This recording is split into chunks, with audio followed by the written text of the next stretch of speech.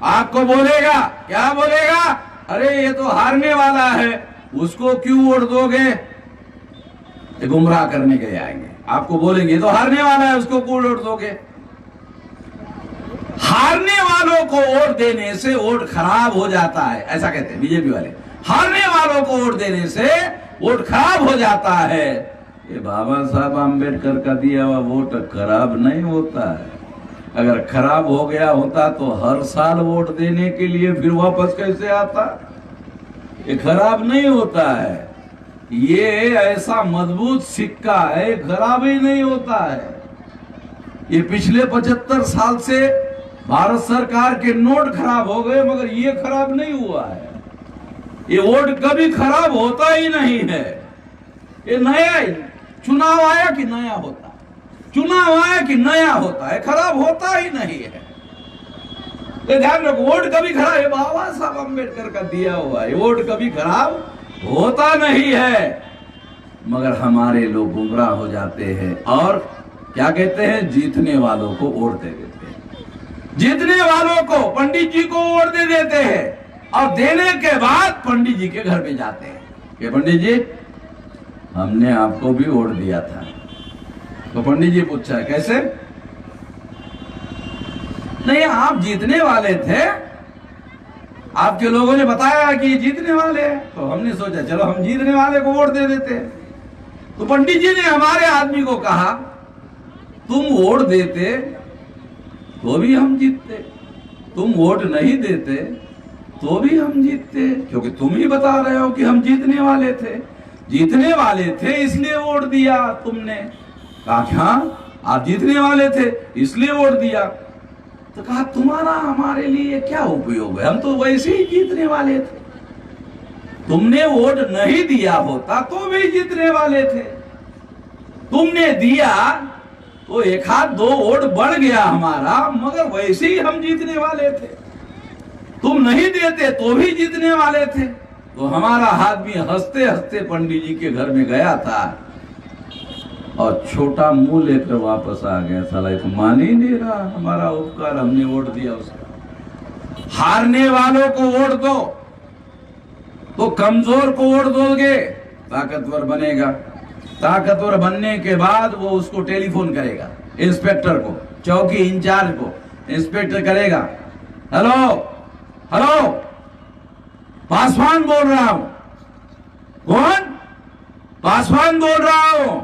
कौन पासवान? वो जो 6% से ज्यादा वोट लिया था ना चुनाव में, वो पासवान बोल रहा हूं। तो इंस्पेक्टर क्या बोलता है मालूम? सर सर सर सर मैं आपका आवाज पहचान नहीं पाया सर। सर एकदम पहले क्या बोला, कौन पासवान जी? और जैसे ही कहा कि वो 6% वोट हमने लिया था ना, जैसे ही मालूम हो जाता है तो इंस्पेक्टर क्या कहता है, सर सर बोलिए सर क्या सेवा करूं सर? तो जो चौकी का इंचार्ज होता है वो हारा हुआ आदमी अगर 6% वोट ले लेना तो उसको लगता पता नहीं अगले विधायक यही होने वाला है। अब तो नहीं हुआ मगर अगली बार विधायक वही होने वाला है। तो चौकी में आपका काम वो कर सकता है, पंडित जी तो घर में ही नहीं आने देगा आपको, और आया तो बोलते तुम्हारी कोनो जरूरत नहीं है।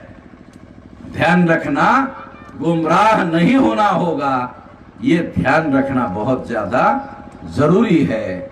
इसलिए ये बात, ये धोखाधड़ी वाली बात मैं आपको समझा रहा हूं, और इसलिए ये बात समझा रहा हूं कि हमें इस देश में डिपेंडेंट बनाया गया है, दूसरों के ऊपर निर्भर बनाया गया है।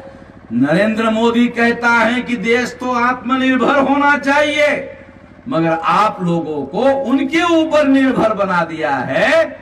आपको भी अपने बल पर, अपने सामर्थ्य पर, अपने संगठित शक्ति पर निर्भर रहना चाहिए, अपनी शक्ति का निर्माण करना चाहिए, अपने बल का निर्माण करना चाहिए। संकट के काल में वही आपकी मदद आएगा, आपके ही लोग आपकी मदद करेंगे।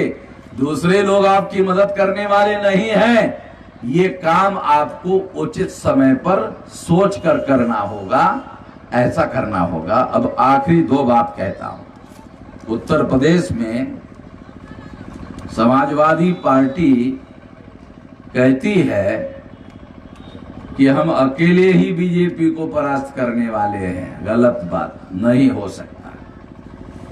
अकेले बीजेपी को परास्त नहीं किया जा सकता, गठबंधन बनाना होगा। तो हमने 37 पार्टियों का गठबंधन बनाया।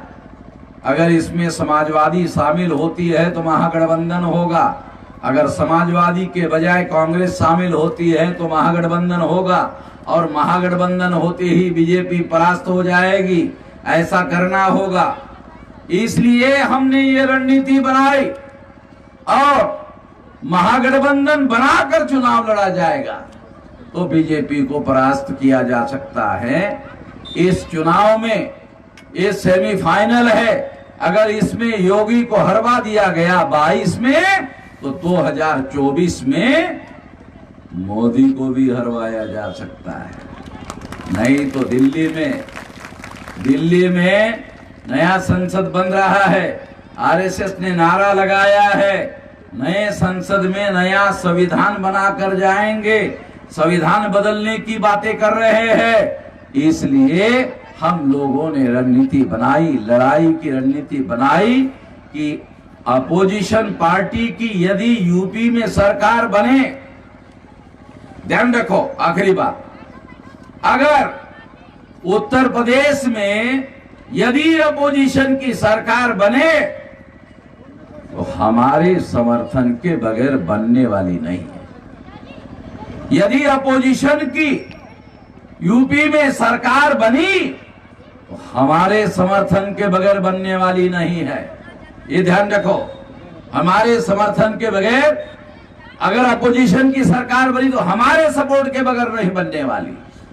और धीरे से कहता हूं, ये तो जोर से कहा, धीरे से कहता हूं, किसी अपोजिशन की पार्टी हमारे समर्थन के बगैर बनने नहीं दूंगा।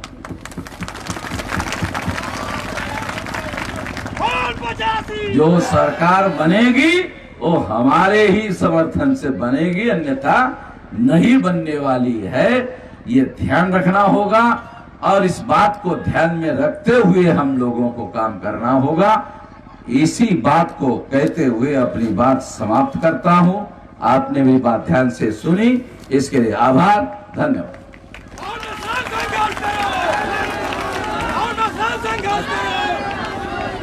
हेलो, हाँ साथियों, ये जन आंदोलन निर्माण निधि जो भी साथी साहब को भेंट करना चाहते हैं वो आकर के साहब को दे है। 1 रुपए में आजादी जन आंदोलन निर्माण निधि राजू पाल जी पूर्णकालिक प्रचारक व हंसाबेन के निदरिया जी एवं सविता जी आए और साहब को 1 रुपए में आजादी जन आंदोलन निर्माण निधि साहब को भेंट करें।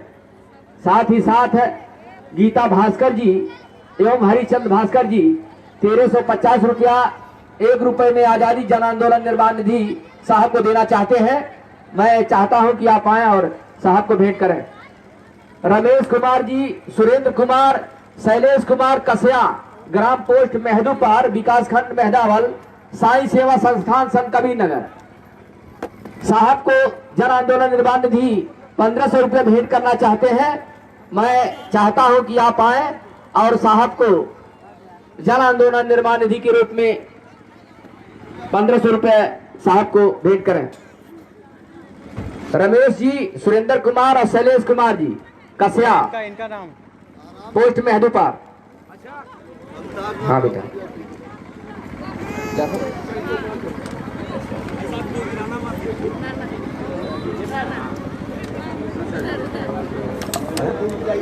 चाहिए साथ जाइए करते।